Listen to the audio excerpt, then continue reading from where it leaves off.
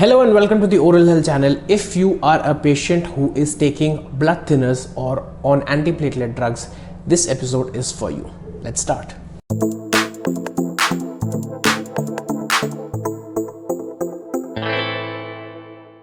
So today we're going to be talking about blood thinners and the dental considerations regarding them. It's very simple that we are the diabetic capital of the world, and also we suffer from a lot of cardiovascular diseases. So let me explain the rationale of blood thinners. It's very simple. If you're a heart patient, that is, you've had an episode of heart attack or stroke or anything related to that, or if you've had a stent placed, or if you had a cardiac surgery or bypass, or if you are a patient who is diabetic or a lot of hypertension, you are probably on antiplatelet drugs, means that it makes your blood thin. So in such a case, what is the thing? The blood thinners are used to make your blood thinner and less viscous, so there is less chance of occurrence of a cardiac episode, namely a so-called infarction or anything of that sort, a clot formation. So what is the dental consideration that comes around it? Let me be very honest.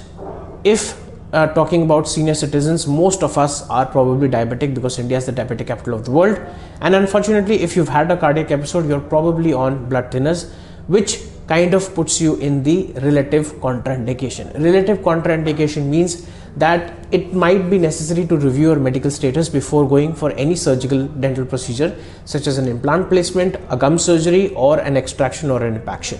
Anything that requires opening up your mouth surgically, which may induce some sort of bleeding, it's a definite no just to start gung-ho without taking the medical clearance. So what is the procedure in such a case? Let me talk about blood thinners. You have aspirin, you have Ecosprin, you have Clopivaz. There are so many brands out there with different dosages. If you are on them, your duty as a patient is to tell your doctor before going forward with the treatment that you are undergoing any sort of medication. If your dentist is responsible enough, he or she will definitely write a medical requisition, basically clearing you as a medical health status, depending upon the whatever scenario is, if the drug needs to be stopped or whatever the risk versus benefit ratio might be. If you've been on a blood thinner and you have told your dentist, he's probably going to write a medical requisition form for clearance. Your physician is going to see it and probably countersign it by saying that you either need to stop the drug 5 days before the surgery or whatever the appointment is, or maybe sometimes the risk outweighs the benefit and you're supposed to get the thing done only under emergency conditions. So that depends on the scenario and the severity of the disease that you have and the kind of dosage that has been recommended to you by your health practitioner. Let's say, for example, if you're a diabetic, a lot of diabetic patients are given aspirin on a very prophylactic or a preventive basis. So it's a low dose aspirin, but however, the problem being that its action on the tissues and the body remains for 72 hours post ingestion, as in you take the medicine and after 72 hours also it has an antiplatelet action, which can lead to bleeding while the treatment is going on or post-operatively.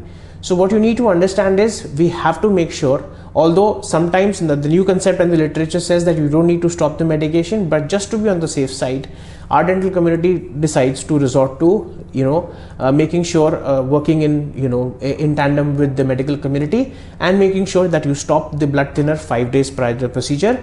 Also, if there is a need for antibiotic prophylaxis, that means you need to have an antibiotic cover. Let's say if you're a diabetic, because in diabetes the health and the healing, basically the healing of tissues is slightly compromised and there is a chance of infection at the site. So you want to make sure that that is all covered and taken care of. So the doctor might also prescribe an antibiotic for the same. So this was the episode about the possible need for medical clearance.